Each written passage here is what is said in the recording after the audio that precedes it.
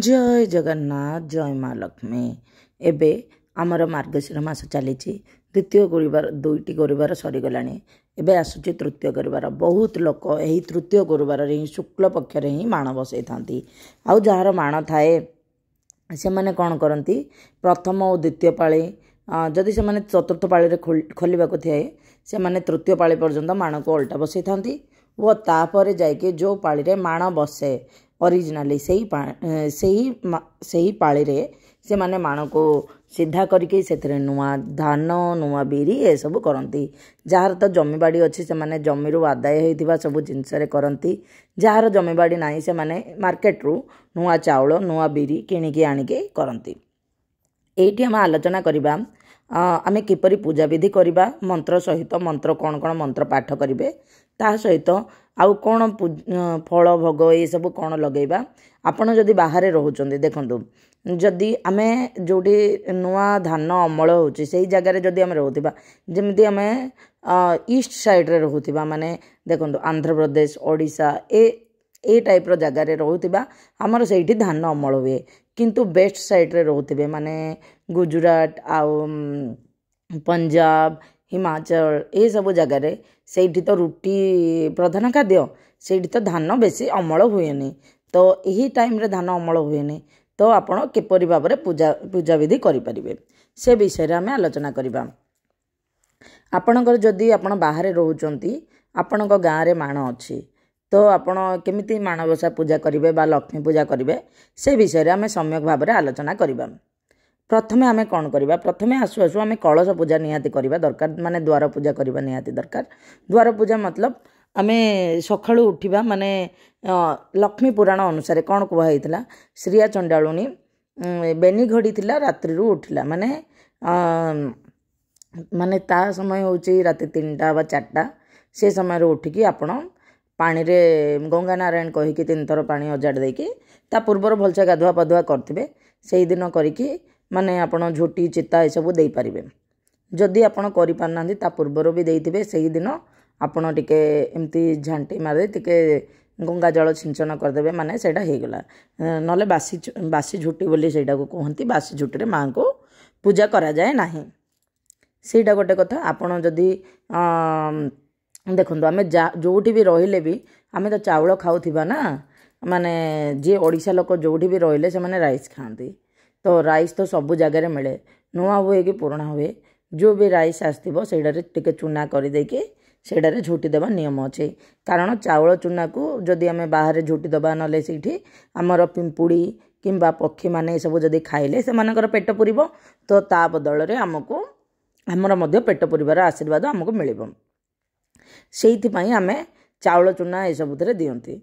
जदि आप मुरुज पकाइवाई चाहते मुरुज तो पका जाए नहीं मुरुज प्रथम पाली पका जाए जार प्रथमाष्टमी अच्छे तापर तो झुटी एमती चाउल रे पका जाए।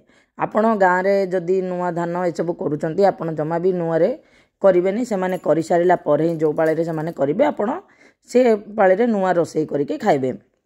जदि नुआ न मिलला किसी भी कथा नुह आप घर लोक खाई सारी आपन को जब मिले ठीक अच्छे। आम एबे मेन देखा आम माँ किपरि पूजा करवा। माँ को आम पंचामृत स्नान कराइबा। जदि आपणकर फोटो अच्छी कि मूर्ति अच्छी ठीक अच्छे। जदि फोटो कि मूर्ति नथिले भी आपण गोटे गुआ को लेकिन आप पूजा करें जो भी पूजा पाठ होना कहीं आम गुआ को रखिकी पूजा करें कारण गुआ हूँ पॉइंट ऑफ एनर्जी सेटा को आम चंदन सिंदूर लगे हलदी पानी रे धोई देकी चंदन सिंदूर लगे आम स्थापन करें। किंतु यहाँ भी बहुत भल हम आपड़ जिते पुरी जाऊँच माँ लक्ष्मी मंदिर रू धान आउ गुआ आणिके रखिथे आप पूजा करेंगे तो सेटा को भी पूजा कले हम ना आप मूर्ति किंबा फोटो जहाँ भी जोड़ा भी सेटा केमती करेंगे पंचामृत स्नान करेंगे। पंचामृत स्नान जब फोटो थिले तो स्नान करे पारिबे नहीं पंचामृत सिंचन करदेवे। से पंचामृत कौन घी दही क्षीर गुड़ आउ महू ए पंचामृत आम सिंचन करदेवा।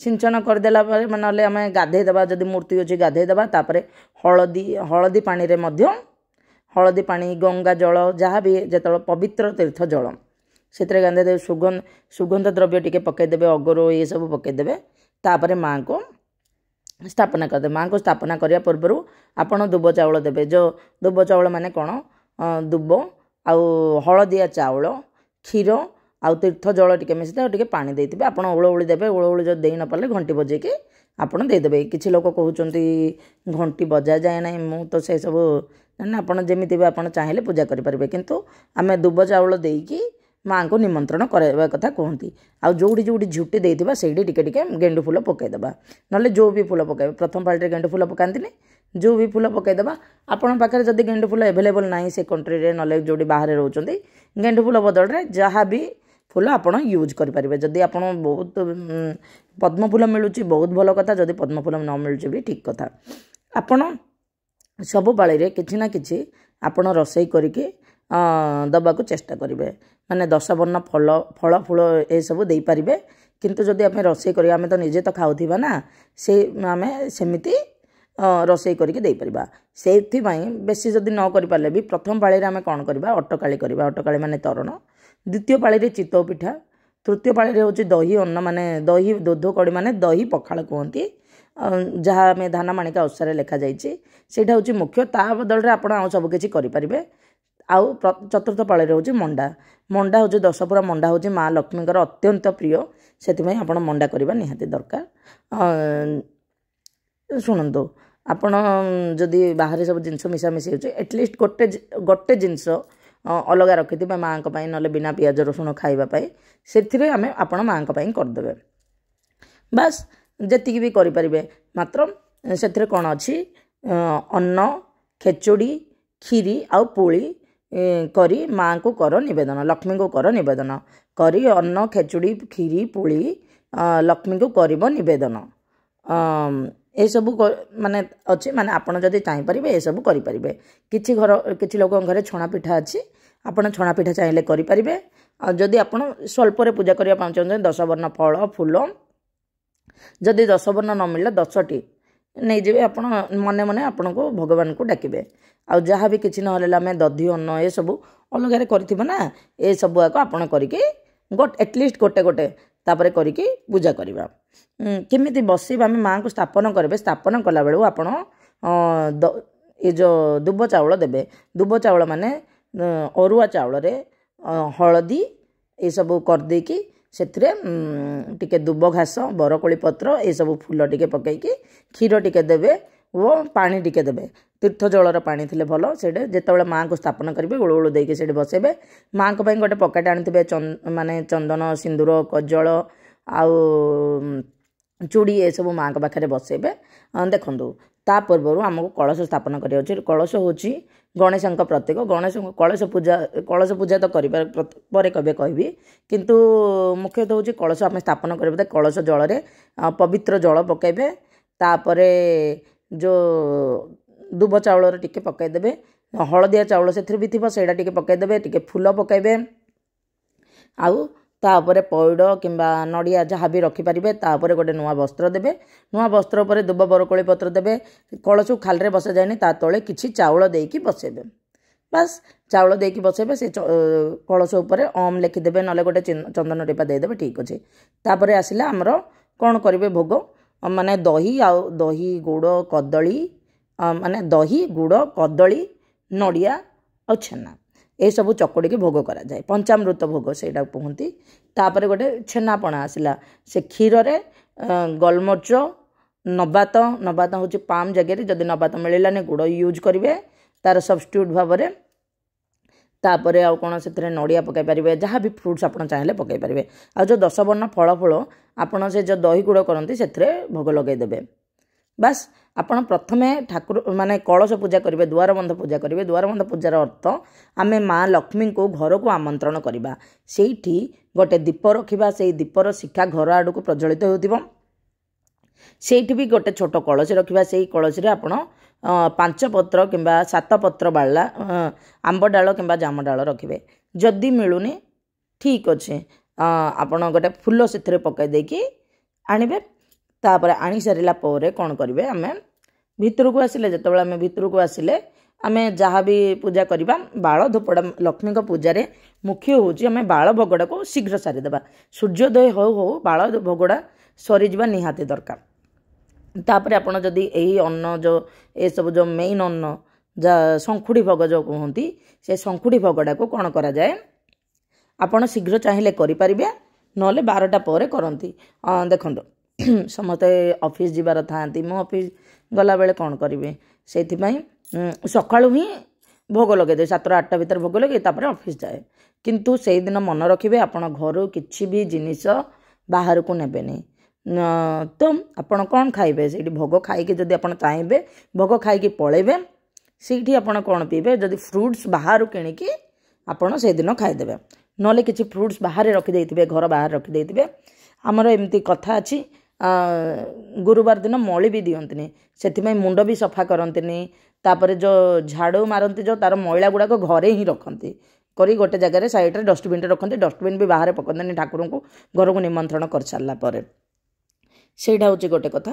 ତାପରେ ଆଉ ଗୋଟେ କଥା ଅଛି ବାସ୍ ଆମେ ଯଦି କଦଳୀପତ୍ର ମିଳିଲା ବହୁତ ଭଲ କଥା, ଯଦି କଦଳୀପତ୍ର ନ ମିଳିଲା ଆମେ ପିତ୍ତଳ ଥାଳିରେ ଭୋଗ ଲଗାଇଦେବେ ବାସ୍। ତାପରେ ଆମେ ଯେଉଁଠି ବି ରହିଲା ଆମକୁ ତ ଫଳ ମିଳିବ ନା ଫ୍ରୁଟ୍ସ ମିଳିବ ନା ବାସ୍ ସେ ଫ୍ରୁଟ୍ସ ଭୋଗ ଲଗାଇଦେବେ। ଆଉ ଛେନାପଣା ଆଉ ଦହି ଗୁଡ଼ ଏସବୁ ଭୋଗ ଲଗାଇଦେବେ ଆପଣ ଯେତିକି ପାରିଲେ। ତାପରେ ମହାଲକ୍ଷ୍ମୀ ଅଷ୍ଟକମ୍ ପାଠ କରିଦେବେ। ମାଆଙ୍କୁ ବସାଇଲା ବେଳକୁ ମାଆଙ୍କୁ ନିମନ୍ତ୍ରଣ କରିବାର ମନ୍ତ୍ର ପଢ଼ିଦେବେ। ମାଆଙ୍କୁ ନିମନ୍ତ୍ରଣ କରିବାର ମନ୍ତ୍ର ତାପରେ ଏସବୁ ହେଉଛି ସେ ମନ୍ତ୍ର ଗୁଡ଼ାକ ମୁଁ ଆପଣଙ୍କୁ ଦେଇଦେବି, ଆପଣ ଲାଷ୍ଟକୁ ଭିଡ଼ିଓରେ ଦେଇଦେଉଛି ଆପଣ ସେସବୁ କରିବେ। ଆପଣଙ୍କୁ ସେସବୁ ସ୍କ୍ରିନଶଟ୍ କରିଦେବେ ହେଲା, ସ୍କ୍ରିନଶଟ୍ କରିକି ରଖିଦେବେ।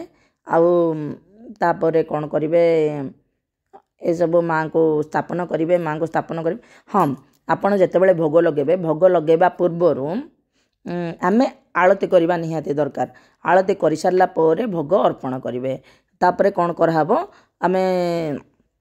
ଆପଣ ଚାହିଁଲେ 3ଟି ପତ୍ରରେ ଭୋଗ ଲଗାଇ ପାରିବେ। 3ଟି ପତ୍ର କାହା ପାଇଁ ଗଣେଶଙ୍କ ପାଇଁ ଗୋଟେ, ତାପରେ ଜଗନ୍ନାଥଙ୍କ ପାଇଁ, ତାପରେ ଲକ୍ଷ୍ମୀଙ୍କ ପାଇଁ। ଗଣେଶ ହେଉଛନ୍ତି ଲକ୍ଷ୍ମୀଙ୍କର ପୁଅ, ମାତା ପାର୍ବତୀ ତାଙ୍କୁ ଦେଇଥିଲେ। ତାପରେ ଜଗନ୍ନାଥ ହେଉଛନ୍ତି ପ୍ରଭୁ ଜଗନ୍ନାଥ ହେଉଛନ୍ତି ଆମ ଜଗତର ନାଥ ଜଗନ୍ନାଥ, ସିଏ ହେଉଛନ୍ତି ମା ଲକ୍ଷ୍ମୀଙ୍କର ସ୍ୱାମୀ। ଯଦି ଆମେ ଲକ୍ଷ୍ମୀ ନାରାୟଣଙ୍କୁ ଏକାଥରେ ପ୍ରାର୍ଥନା କରିବା ବହୁତ ଭଲ। କିନ୍ତୁ ଯେତେବେଳେ ଲକ୍ଷ୍ମୀ ନାରାୟଣ ବ୍ରତ ପଡ଼ିଯାଏ ମାନେ ଗୁରୁବାର ଦିନ ଏକାଦଶୀ ପଡ଼େ ସେତେବେଳେ ଲକ୍ଷ୍ମୀ ନାରାୟଣ ବ୍ରତ ହୁଏ। ସେଇଦିନ ପ୍ରଭୁ ବିଷ୍ଣୁଙ୍କ ପାଖରେ ଅନ୍ନ ଭୋଗ କରାଯାଏ ନାହିଁ। ସେଇଦିନ କ'ଣ କରାଯାଏ ସେଦିନ ଫ୍ରୁଟ୍ସ ମାନେ ଫଳ ଭୋଗ କରାଯାଏ। ତ ଆପଣ ଏହି ଦିନଟାକୁ ଆପଣ ଧ୍ୟାନ ରଖୁଥିବେ। ତାପରେ ମା ହେଉଛନ୍ତି ଜଗଜ୍ଜନନୀ, ମା ହେଉଛନ୍ତି ଅନ୍ନର ଦେବୀ। ସେଇଥିପାଇଁ ଯଦି ଆମେ ଅନ୍ନ ଭୋଗ ଲଗାଇବା ବହୁତ ଭଲ। ଆପଣ ଯଦି ଛୁଆଁଛୁତି ଏସବୁ ହେଇଯାଉଛି ବୋଲି ଭାବୁଛନ୍ତି ଆପଣ ଗୋଟେ ଛୋଟ ବାସନ ରଖିଦେଇଥିବେ। ସେଇ ବାସନ କେବଳ ପୂଜା ଟାଇମ୍ରେ ବାହାର କରିବେ, କେବଳ ଅନ୍ନ କରିକି ବି ଭୋଗ ଲଗାଇ ପାରିବେ। ଅନ୍ନରେ ଟିକେ ମିଠା ପକାଇଦେବେ, କେବେ କ'ଣ ପକାଇଦେବେ, ଏମିତିର ପ୍ରଥମ ପାଳିରେ ଅଟକାଳି କରିଦେବେ, ସେଇଟା ବି ଅନ୍ନରେ ଚାଉଳରେ ହେବ ବାସ୍। ସେକେଣ୍ଡ ପାଳିରେ ଚିତଉ କରିଦେବେ, ଗ୍ରାଇଣ୍ଡର ଗୋଟେ ବାଟି ରଖିଥିବେ ନହେଲେ ଚାଉଳ ଚୁନା ଆଣିଦେବେ, ସେଇଟାକୁ କରିକି ସେଇ ଗୋଟେ ପାତ୍ରରେ ହିଁ କରିକି ପୂଜା କରିଦେଇ ପାରିବେ। ତୃତୀୟ ପାଳିରେ ହେଉଛି ଆମର ଦହି ଅନ୍ନ, ସେଇଟା ତ ଆରାମସେ କରିପାରିବେ। ତାପରେ ଚତୁର୍ଥ ପାଳିରେ ହେଉଛି ଆମର ମଣ୍ଡାଟାକୁ କ'ଣ କରିବେ ଆପଣ ଛେନାପୁର ଦେଇକି କରିପାରିବେ। ପନିର ଆଣିଦେବେ ଯେଉଁଠି ପୁରା ପିଓର ଭେଜିଟେରିଆନ୍ ଥିବ ଯାହା ବି ଥିବ ସେଇଟାରେ ଆଣିକି ଗୁଡ଼ ପକାଇ କରିବେ, ନହେଲେ ଆପଣ କ୍ଷୀର ଛିଣ୍ଡେଇକି ବି ଆପଣ କରିପାରିବେ। ଚା ପ୍ୟାନ୍ଟା ତ କିଛି ହିଁ ନଥିବ ନା, ସେଇଟା କ୍ଷୀର ଛିଣ୍ଡେଇକି ସେଥିରେ ଗୁଡ଼ ଏସବୁ ପକାଇକି ଆପଣ ଗୋଲ ଗୋଲ କରିକି ଆପଣ ରଖିପାରିବେ ବାସ୍। ସେଇଟା ହେଉଛି ମଣ୍ଡା। ଏତିକି ହେଉଛି ମାଆଙ୍କର ପ୍ରିୟ। ମାଆଙ୍କୁ ଆପଣ ବସ୍ତ୍ର ଦେବେ, ମାନେ ବସ୍ତ୍ର ପିନ୍ଧେବେ, ଛୋଟ ଛୋଟ ବସ୍ତ୍ର ପିନ୍ଧେବେ ଆପଣ ହିସାବରେ ଯେମିତି ଅଛି। ତାପରେ ମାଆଙ୍କ ପାଖରେ ଯଦି ଆପଣ ଚାହିଁଲେ ଲୁଗା ଲାଗି କରିପାରନ୍ତି, ଯଦି ଲୁଗା ଲାଗି କରିବେ ସେ ଲୁଗା ପିନ୍ଧିକି ବାହାରକୁ ଗଲେ ମନା କରନ୍ତି, ତେଣୁ ଆପଣ କେବେ ବି ସେ ଲୁଗା ପିନ୍ଧିକି ବାହାରକୁ ଯିବେନି। ତାପରେ କଥା ହେଉଛି ଆପଣ ଯଦି ବାହାରେ ରହୁଛନ୍ତି ତ ମାଣ ବସାଇବା ସମ୍ଭବ ନୁହଁ। ମାଣ ଯଦି ନ ବସାଇଲେ ବି ଆପଣ ମା ଲକ୍ଷ୍ମୀଙ୍କୁ ଆବାହନ କରିକି ଆପଣ ପୂଜା କରିପାରିବେ। ଯିଏ ପୂଜା କଲେ ତା ପାଇଁ ନିଜ ପାଇଁ ବହୁତ ଭଲ। ଏହି ପରମ୍ପରା ଆମେ ଆମ ପିଢ଼ି ପରେ ପିଢ଼ି ଆମେ ଆଗକୁ ଦେବା ନିହାତି ଦରକାର। ଏହା ହେଉଛି ଆମର ଶ୍ରେଷ୍ଠ ପର୍ବ, ତେଣୁ ମାଆଙ୍କର ଆଶୀର୍ବାଦ ନିହାତି ରହିବା ଦରକାର। ଆଉ ଲକ୍ଷ୍ମୀ ପୁରାଣ ଅନୁସାରେ କ'ଣ କରିବା ଦରକାର ମାନେ ପୂଜା ପାଠ ଅପେକ୍ଷା ସେଇଠି ସାମାଜିକ ବନ୍ଧନକୁ ଅଧିକ ଗୁରୁତ୍ୱ ଦିଆଯାଇଛି। ସ୍ୱାମୀ ସ୍ତ୍ରୀଙ୍କର ବନ୍ଧନ କିପରି ସୁଦୃଢ଼ ହେବ ସେ ଉପରେ ଧ୍ୟାନ ଦିଆଯାଇଛି। ନାରୀଙ୍କର ଉତ୍ପତ୍ତି ନାରୀଙ୍କର ସ୍ଥିତି ପରେ ସୁଦୃଢ଼ କରିବା ପାଇଁ ସେଥିରେ ଧ୍ୟାନ ଦିଆଯାଇଛି। ଯେଉଁ ପୁରୁଷ ନାରୀଙ୍କୁ ସମ୍ମାନ ଦିଏ, ନାରୀର ମନ କଥା ବୁଝିପାରେ, ତା ପାଖରୁ ଲକ୍ଷ୍ମୀ କେବେ ଛାଡ଼ିକି ଯାଆନ୍ତିନି। ସେହିପରି ଗୋଟେ ନାରୀ ଯେମିତି ପୁରୁଷକୁ ସମ୍ମାନ କରିବା କଥା, ନିଜର କର୍ତ୍ତବ୍ୟ ଠିକ୍ କରିବା କଥା, ସେହିପରି ଯଦି କର୍ତ୍ତବ୍ୟ କରେ ତା ପାଖରୁ ଲକ୍ଷ୍ମୀ କେବେ ଛାଡ଼ିକି ଯାଆନ୍ତିନି। ଲକ୍ଷ୍ମୀ ପୁରାଣ ବା ଲକ୍ଷ୍ମୀ ପୂଜା ହେଉଛି ଏକ ସାଂସ୍କୃତିକ, ଏକ ତାତ୍ତ୍ୱିକ, ଏକ ମାର୍ମିକ ଭାବ। କାରଣ ଏଇଠି ଆମ ଦେଖାଯାଉଛି ଆମେ ଯାହା କର୍ମ କରିବା ସେ ଫଳ ପାଇବା। କର୍ମ ଅନୁସାରେ ଆମକୁ ଫଳ ମିଳିବ। ଆମେ ମାଆଙ୍କୁ ଏତିକି ପୂଜା କରିପାରିବା, ମାଆଙ୍କ ଠାରୁ ଶିକ୍ଷା ଲାଭ କରିପାରିବା କିପରି ମାଆ ତାଙ୍କ ସ୍ୱାମୀଙ୍କୁ ସମ୍ମାନ ଦିଅନ୍ତି ଓ ପ୍ରଭୁ ଜଗନ୍ନାଥ ମଧ୍ୟ ମାଆ ଲକ୍ଷ୍ମୀଙ୍କୁ କିପରି ସମ୍ମାନ ଦିଅନ୍ତି। ସେ ହେଉଛନ୍ତି ଜଗତର ପଡ଼ିଦାତ୍ରୀ, କିନ୍ତୁ ତଥାପି ସେ ଭଗବାନ ବିଷ୍ଣୁଙ୍କୁ ସମ୍ମାନ ଦିଅନ୍ତି। ଆମେ ମଧ୍ୟ ସେପରି ଭଗବାନ ବିଷ୍ଣୁ, ଆମ ସ୍ୱାମୀ କିମ୍ବା ସ୍ତ୍ରୀ ସମସ୍ତେ ଏକ ପରିପୂରକ ବୋଲି ଲକ୍ଷ୍ମୀ ପୁରାଣ ଆମକୁ ଶିକ୍ଷା ଦେଇଥାଏ। ଏହା ହେଲା ଆମ ଲକ୍ଷ୍ମୀ ପୁରାଣର କଥା। ଯେଉଁ ବି ଆପଣ ପୂଜା କରୁନ୍ତୁ ନା କାହିଁକି, ଆମେ ଜାଣତରେ କିମ୍ବା ଅଜାଣତରେ କେବେ ନା କେବେ ଆମର ଭୁଲ ହୋଇଯାଇଥାଏ। ସେଥିପାଇଁ ଆମେ ଯେବେ ବି ଆମେ ଭଗବାନଙ୍କୁ ଡାକିବା, ହେ ମା', ହେ ପ୍ରଭୁ, ଆମର କୋଟି ଜନ୍ମ ପାପ କ୍ଷୟ କରନ୍ତୁ ପ୍ରଭୁ, ହେ ପ୍ରଭୁ କୋଟି ଜନ୍ମ ପାପ କ୍ଷୟ କରନ୍ତୁ, ଦୁନିଆର ସମସ୍ତଙ୍କର ମଙ୍ଗଳ ହେଉ। ତ ଆମେ ଯାହା ପୂର୍ବ ଜନ୍ମରେ କର୍ମଫଳ କରିଛନ୍ତି ସେଇଟା ଧୀରେ ଧୀରେ କ୍ଷୟ ହେବା ଆରମ୍ଭ ହେବ। ସମସ୍ତେ ଡାଇରେକ୍ଟଲି କିମ୍ବା ଇନଡାଇରେକ୍ଟଲି ସମସ୍ତ ଅନ୍ୟ ଜଣକୁ କାହାକୁ ନା କାହାକୁ ଆମେ ଜୀବନରେ କଷ୍ଟ ଦେଇଛନ୍ତି। ସେଇଥିପାଇଁ ସେଇଟାର କ୍ଷୟ ଭଗବାନଙ୍କ ଦ୍ୱାରା ହିଁ ସମ୍ଭବ ହେବ। ଓ ତାପରେ ଆମେ ଭଗବାନଙ୍କୁ କହିବା, ଭଗବାନ ଆମ ପୂଜାରେ ଯଦି କିଛି ଭୁଲ ରହିଯାଇଛି, ମୁଁ ହେଉଛି ଆପଣଙ୍କ ସନ୍ତାନ ସଦୃଶ୍ୟ, ମୁଁ ତ ଆପଣ ସନ୍ତାନ ହିଁ, ସଦୃଶ୍ୟ କ'ଣ, ତେଣୁ ଆପଣ କ୍ଷମା କରିଦିଅନ୍ତୁ। ହେ ମା', ମୋର ପୂଜା ଗ୍ରହଣ କରନ୍ତୁ, ଆପଣ ମୋର ଦୁଃଖ ଦୂର କରନ୍ତୁ। ଦୁନିଆରେ ସମସ୍ତଙ୍କୁ ସମ୍ମାନ ମିଳୁ, ସମସ୍ତଙ୍କୁ ଖୁସି ମିଳୁ, ସମସ୍ତଙ୍କର ପେଟ ପୁରି ରହୁ। ଏହା ହେଉଛି ଲକ୍ଷ୍ମୀ ପୂଜାର ବାର୍ତ୍ତା। ଏହି ଲକ୍ଷ୍ମୀ ପୂଜାରେ ଆପଣ ମାଆଙ୍କ ଠାରୁ ଏତିକି ହିଁ ପ୍ରାର୍ଥନା କରିବେ, ହେ ମା', ମୋର ଜଣାତରେ କିମ୍ବା ଅଜଣାତରେ ଯଦି କିଛି ଭୁଲ ହୋଇଯାଇଥାଏ ଆପଣ କ୍ଷମା କରନ୍ତୁ। କାରଣ ଆପଣ ହିଁ ମା', ଆପଣ ମୋତେ କଳେଇ ନିଅନ୍ତୁ, ଆପଣ ମୋତେ ଆପଣଙ୍କ କଳରେ ସ୍ଥାନ ଦିଅନ୍ତୁ। ମୁଁ ଆପଣଙ୍କର ଛୋଟ ଛୁଆ, ଆପଣ ମୋର ପୂଜା ବିଧିକୁ ଗ୍ରହଣ କରନ୍ତୁ। ଆପଣ ନିଶ୍ଚିତ ମୋତେ ଆପଣଙ୍କର ଭକ୍ତି ଭାବରେ ସର୍ବଦା ଲୀନ କରିଥାନ୍ତୁ। ଦେଖନ୍ତୁ, ଏପରି କହିବେ, ମା' ନିଶ୍ଚିତ ଭାବରେ ଆଶୀର୍ବାଦ ଦେବେ, ମା' ଆପଣଙ୍କ ପାଖରେ ନିଶ୍ଚିତ ଭାବରେ ରହିବେ। ଏହା ହେଲା ଆମ ଲକ୍ଷ୍ମୀ ପୁରାଣର କଥା। ଆପଣଙ୍କୁ ଯଦି ଏହି ତଥ୍ୟ ଭଲ ଲାଗିଲା ନିଶ୍ଚିତ ଭାବରେ ଲାଇକ୍, ସେୟାର ଆଣ୍ଡ ସବସ୍କ୍ରାଇବ୍ କରିଦେବେ। ହଁ, ଆଉ ଲକ୍ଷ୍ମୀ ପୂଜାର କାମ ସବୁବେଳେ ଆପଣ ଶୁକ୍ରବାର ଦିନ, ସୋମବାର ଦିନ ଓ ବୁଧବାର ଦିନ କରିବେ। ରବିବାର ଦିନ ଓ ମଙ୍ଗଳବାର ଦିନ କରିବା ବାରଣ ଥାଏ। ଶନିବାର, ରବିବାର, ମଙ୍ଗଳବାର କରିବାରେ ବାରଣ ଥାଏ। ଏହା ହେଉଛି ଆମର କଥା। ଜୟ ଜଗନ୍ନାଥ, ଜୟ ମା ଲକ୍ଷ୍ମୀ।